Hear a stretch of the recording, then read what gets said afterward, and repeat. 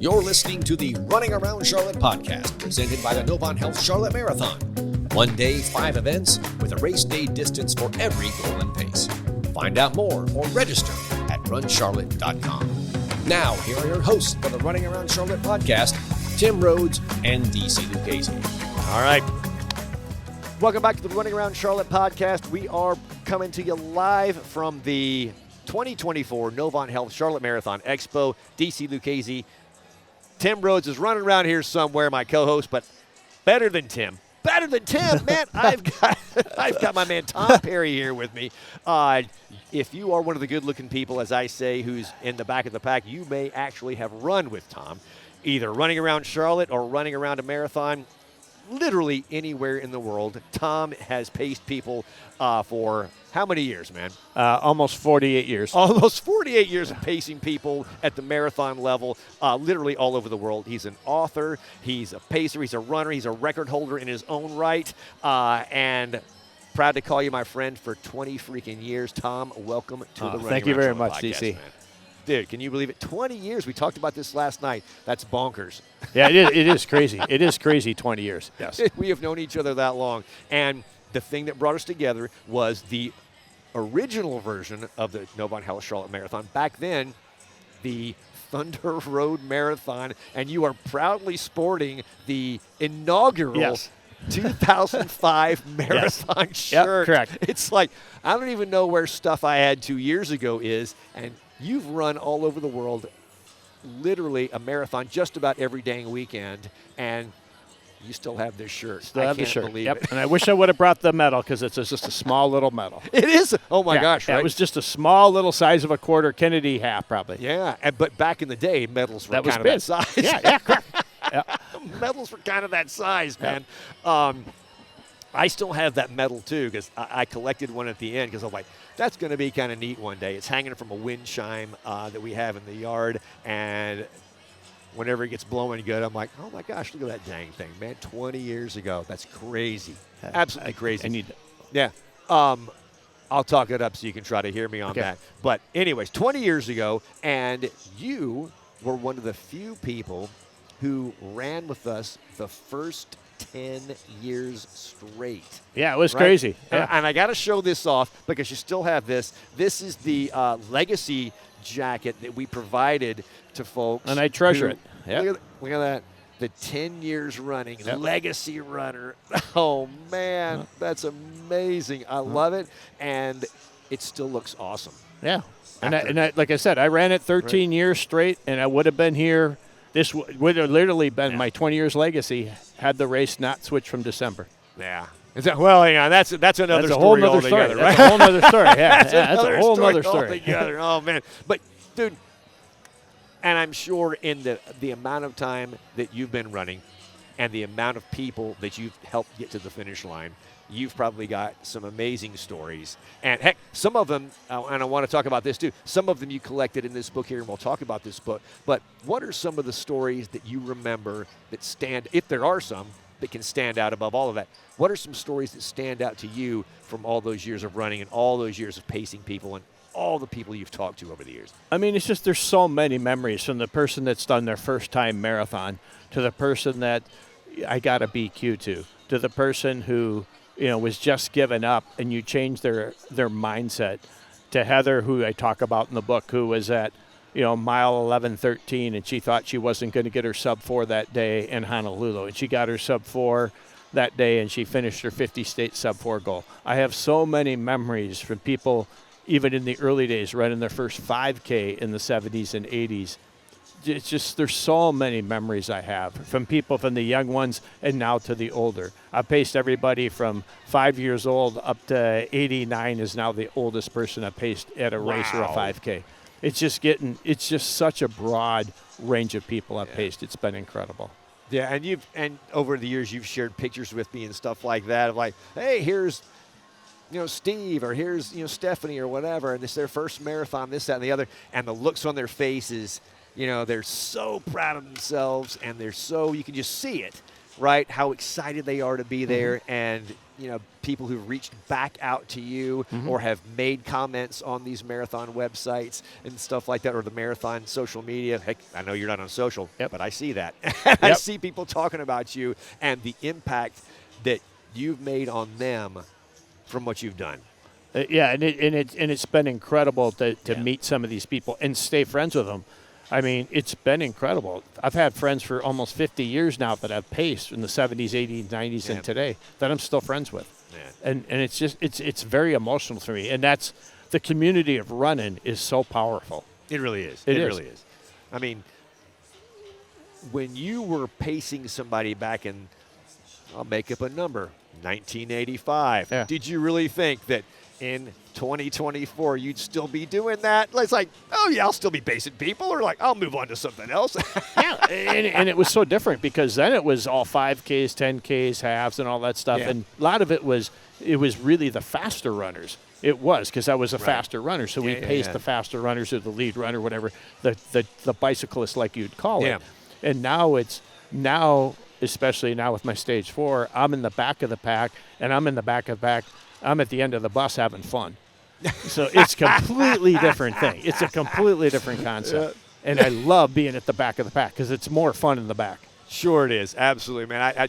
I noticed that when I got involved with this event, that once you got past 4 hours, it was a totally different mindset. I'm like, yeah, these people are still working hard, but the further you got past that 4 hour mark, the more of a party it becomes, right? Correct. Yep. You got it. They're having a lot of fun. Not that the people on the front aren't, but it's not that the people past that aren't serious about what they're trying to do too. But it seems there's a lot more emotion. There's a lot more fun. There's a lot more going on there, and that's one of the things I love as an observer that I get to do, being at the finish line, to see all of that. And I know the work that folks like you as a pacer put in, and sacrificing their own day, or in your case, almost every damn weekend, to help someone else reach a goal. And I'm like, I know what that takes, and I totally appreciate it. And I'm like, that's just a beautiful thing.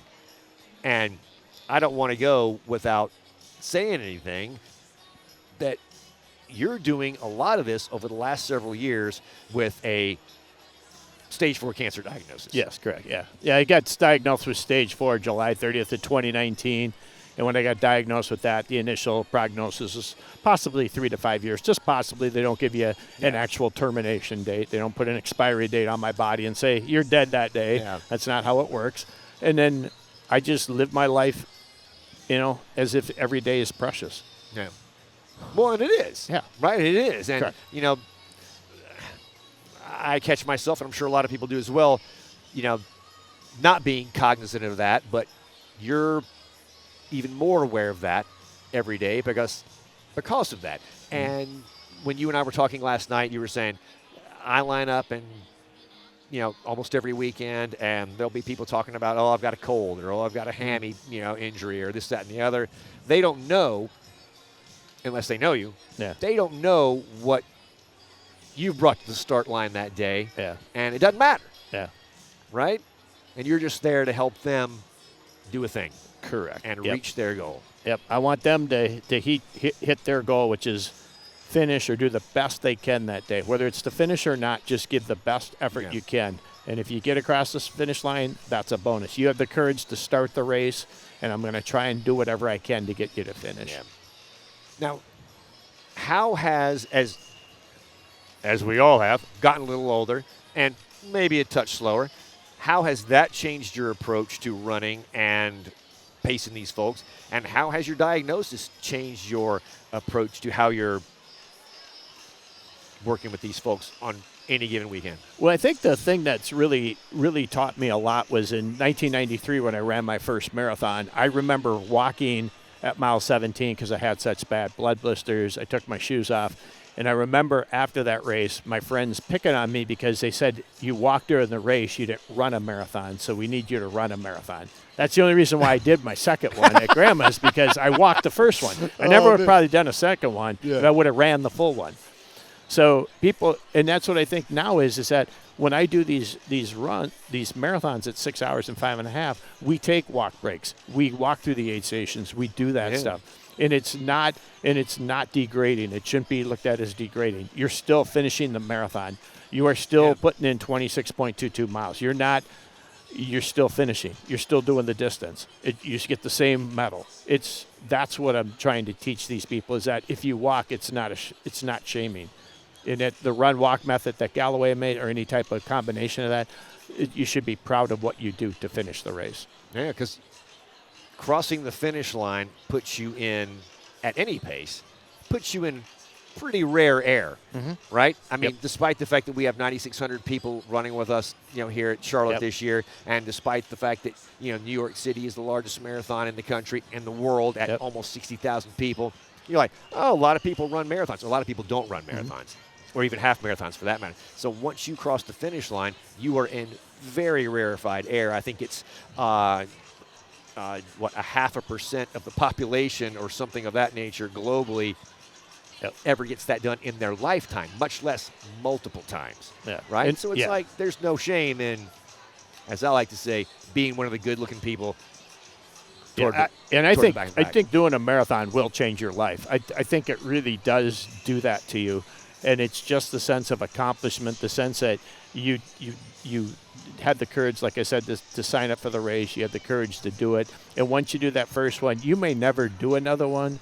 Or maybe you'll get the itch in 3 months or 10 years from now to do another one. But it's just the fact that you accomplished a major goal, and it really is an accomplishment, in my opinion.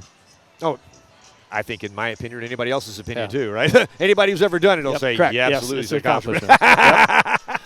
Anybody that's talking shade is like, you haven't been there. It's like, you haven't done that, so you really don't have the room to speak. But we were talking last night, and I feel like I'm talking out of school here, because full disclosure, Tom and I had a couple of beers last night. So anyways, that's neither here nor there. But, but I think some of the stuff we talked about last night is really pertinent to what we're talking about today. And, getting into, some of the stories that led you, and the reason that led you to say, you know what, I should write a book. Let's talk about the book. The book is, I'm going to hold this up so folks can see it. It's called Running. It's My Salvation from Stage 4 Cancer, by, as I know you, Tom, but as many other people know you, Pacer Tom Perri. Yes, of course, you can get it on Amazon. And, of course, the folks here at the Expo today have access to it and Tom. But talk to us about the book, why you decided now's the time to write one, and what folks can find inside of it. Well, for me, it was when the fact that I had to probably start my 4th round of treatment. My PSA was rising. Everything wasn't going as planned. And, I knew July 30th of 2024 was coming. That was going to be my 5-year mark. And I thought, well, that's my expiration date, kind of what they talked about, the 3 to 5 years. And I thought, well, I got to get this book. I got to get a book out. So let me get the book out before I get too sick, before my brain fog gets too bad, before I just can't do it. So in 6 months, I kind of put this book together, and I thought, okay, I'm going to get some runners I've ran with, some of the runners I've paced, some runners that have incredible stuff on their own, issues going on, and I put the book together, and it's more like an inspirational book. I'm kind of like the side note of talking about all the stories in there, the 26 stories. And I even talk about my little buddy Otto, who's one of the most famous dogs now that I know, because he has just been a godsend to me for the last 5 years. And then obviously Maggie the White Lab, she's been awesome as well. So I talk about that as well, the fact that dog therapy was one of the main things too, besides the running community, that really helped me. But the running community is such a powerful influence in my life. It has been there for almost 50 years. I don't know what I would have done without it, because it was my support, especially even during the pandemic, because when I'm going through stage 4 cancer, I was going through it during the pandemic as well, when I was in the heart of my treatment. And that was a tough time in my life, because you took away the races. But you took away the races, but I still had the running community. So while the races were disappearing, I still had the running community. And only in April of May of 2020 were the only 2 months in the last almost 50 years that have not done a race that was a regular race. And so it was that type of missing that community, but I still had the runners. And you don't talk about this enough in this book, in my opinion, but you and I talk about this almost every Monday, and that's beer. Yep. Yeah, that's beer. Yeah. I bet. Well, it's one thing that people know about me. I will always have visited more microbreweries in the U.S. than I've ever done marathons. I'm almost at 1,000 microbreweries in the U.S. I visit, and I've only done 715 marathons. So I got a ways to go if I want to beat my microbreweries. Let me just, for those who would like, what did he just say? Yes, as of this recording, 715 marathons and 1,100 microbreweries. Yeah, it's like. That's. I know the marathon piece is a record, but there's got to be somebody keeping records on number of microbreweries visited. Yeah. There's probably somebody out there. Somebody's out there. Yeah, correct. Like, yes, so correct. if you are a fan of Untapped, you guys need to follow Tom, because he has reviewed just about every brewery in the world. It feels like, and many beers as well. Yeah. And in all the places that you go and visit, and you find unique beers. What are some of the better places? Not necessarily, you don't have to necessarily call out a brewery per se, but some of the best towns for finding great beer. Oh, there's so many, and then I have 15 states left for my 9th time of doing 50 states in marathon. So I have that 15 breweries that I still have to go to for the 9th time in states, and I only count one brewery a time when I go to the state. So that is. But I mean, I've been to so many good ones in Portland, Oregon. I've been to the ones in Massachusetts. I could name dozens of breweries. We went to Petty Thieves last night. It was a wonderful brewery last night. It was a pleasure to meet Ted. It was an awesome experience. That is what I love about that. It's just another way to socialize, get out, experience, especially supporting the small businesses, and that helps as well for them as well when I come visit. Yeah, that was a hoot last night. We're talking about Petty Thieves here for those of you who are running around Charlotte at all. Ted, the guy who, one of the guys who started Petty Thieves Brewing over there on the north side, just across from the Music Factory off Graham Street. Anyways, great place, neat opportunity to actually run into Ted while we were there last night, and he's telling all kinds of stories. And that's the kind of stuff that you run into when you go to a place that's got some local color, right? So appreciate all of that, and it was so much fun talking to him last night. And if you're interested at all, you might want to bop in there, and maybe you'll run into the ghost over there. But I'll let y'all figure that out on your own. I would have been gone already. But tomorrow here in Charlotte, you're going to be pacing the 6-hour mark, right? So there will obviously be folks back there with you. What are some of the things that you bring when, regardless of what pace, I don't care if you're running 2:30 or 7 hours, you're going to go through highs and lows as a runner going through there.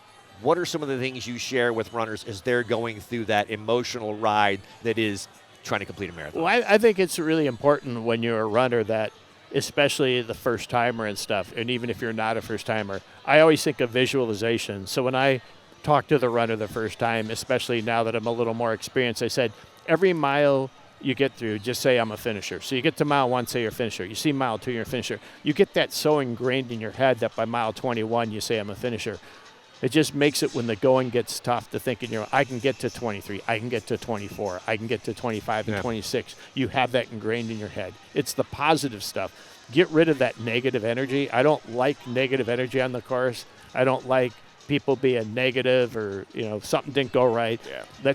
Just get that positive energy in you. The negative energy is just going to bring you down. It's going to wear you out. Bring the positivity to the race. Now, so true, because if you think it's good or bad, you're right. Right? Either way, you're right either way, right? Correct. You're right either way. And I'm sure this comes up because you're out there for 6 hours with people, and they ask you, so how many marathons have you run? And my usual response. Do you tell them, or do you say? My usual response is it's my first one that day. And like I said, and I still remember. I always tell this, and it's in the book. The little excerpt. I paced a marathon in 2007 in Des Moines, and a lady came up to me, and I don't know her name, and she said, "What marathon is it for you?" And I said, "My 123rd." And she goes, "I didn't ask you how many races you did." I said, I wanted to know how many marathons you did. I said 123rd. I don't think she believed me I did that much. And I hadn't even done a lot at that point. And so ever since that day, I've said it's always been my first race that day or first marathon that day. So I just make it easier. And it's true. It is my first marathon that day. Right. I was going to say, it's not wrong. Yeah, it's not wrong. I'm not lying to them. They just don't know. So when they hear on the course that I've done 700 by one of my friends running by, they look at me like, huh? What's going on here? I think this guy. How'd you get to pace I think he was at the brewery this morning. Yeah. So that's my funny story about that whole Well, experience. that's like, I was thinking about it as you said it. I'm like, well, he's not wrong because it is your first marathon that day. Correct. Yep. If it had been your second marathon that day, heck, you would have gotten up really early. I'm like, all right. I've never done a double marathon. I've done 2 halves. I've done almost all races except the marathon twice in one day. There you go, man. So, right, because I would think, man, if somebody told me and I'm out there trying to grind my first one and some guy tells me or some gal tells me they've run 715 marathons, and I've been like, oh, my God. Or maybe it would be inspiring to me and say, wow, all right, this is totally doable. But either way, I like your approach to it. And I actually don't like to talk about how many marathons because it's not about me on the course. It's about them. In fact, I'll tell people out on the course tomorrow, we'll be talking about if it's their first shot. I said, well, I'm going to be telling them that I want those people to come back in 2029 because I want to be here for the 25th anniversary one. And that's going to be hopefully my 900-some marathon at that point because I'm trying to get to 1,000 before I turn 70. Now, that's a lifetime goal. Yeah. I may have 1 to 3 years to live by the doctors, but I don't believe that. So I go for whatever is my top goal, and that's 1,000. Which, when you're like, okay, if he's at 7:15, that seems extraordinarily doable, Tom. Well, it's after tomorrow. It's only 284 marathons. It's not that bad. It's not that bad. It's only 284 marathons. If you figure it in 5 years, if you do a little over 50 a year, you got it. Yeah. Well, that was a big deal, right? Yeah. Dude, do you have any idea how many frequent flyer miles you have? Excuse me? Frequent flyer miles. Do you have any idea how many? I'm just shy of getting 1 million miles, I think, at Delta. I think I'm just over 2 million miles flowing in the between all the 4 or 5 airlines that I have. But I need to make the 1 million miler club at Delta. I would have if I would have had my loyalty earlier. That's not the Delta. But well, they weren't doing that back in the 70s and 80s. Well, they had Northwest Airlines and it was Delta, and then I obviously fly Northwest. Then it was Southwest America. I usually tend to stay to 3 to 4 airlines. Yeah.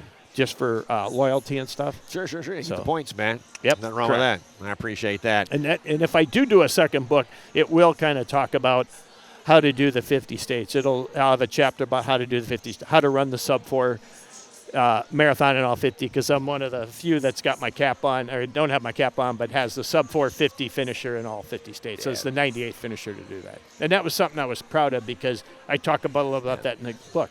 Because I'm glad I got that goal before I got the cancer. Because if I would have had the cancer, it would probably not be obtainable. Now, does your situation, your diagnosis and everything, does that change how you approach every marathon? Or do you, since you're running one basically every weekend, do you approach it every one the same way? Every day is different for me because cancer dictates how my day goes. So like with starting my 4th round of treatment, I just had my 2nd injection on Wednesday. So there's swelling in there. Hopefully my stomach holds out. It's whether I have headaches, bowel issues, bladder issues. There's factors that every day is different. So my day is 24 hours is never the same. There's no such thing as the same day. I don't eat sometimes up to 12 to 24 hours before the race.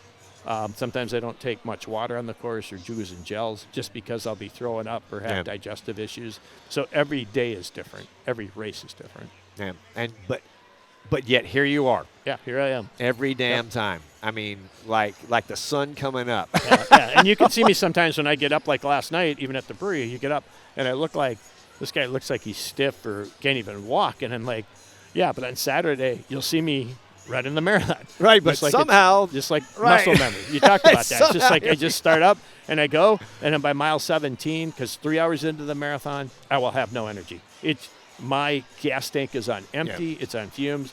It's going to be the energy of the crowd. It's going to be knowing I need to get that person on pace into the finish line. It's all that stuff that's going to fuel me to the finish. So even though no matter how much pain I'm in and all that stuff, I will still be doing my best to get that person to the finish line. And when this airs again, it will obviously be after this marathon. But people will run other marathons, and they'll want to hear this same bit from you. What would you tell them, or what will you tell them as they prepare for whether it's their very first one or even their 715th? I think the number one thing is you got to have fun. So make it I don't care if you're going for your sub 3. I don't care if you're going for a BQ. If you're not having fun out there, to me, I don't understand the point of it. I mean, maybe if you're going for, the world record or something, it's not fun. Probably run a sub 2. I'd have no idea. But just have fun with it. Enjoy the experience. And if the day doesn't go bad, you just say, give it up. Just give up that goal and just make it the goal to finish and have fun with it. Help another runner. Whenever you're having problems, if you can help another runner who's having problems, it'll take your mindset away and help. Because that's what I do, is when I'm in so fatigue, helping that other runner get to the finish is taking away my pain and my discomfort because I'm focusing on them, helping them. And I use that displacement focus to help me.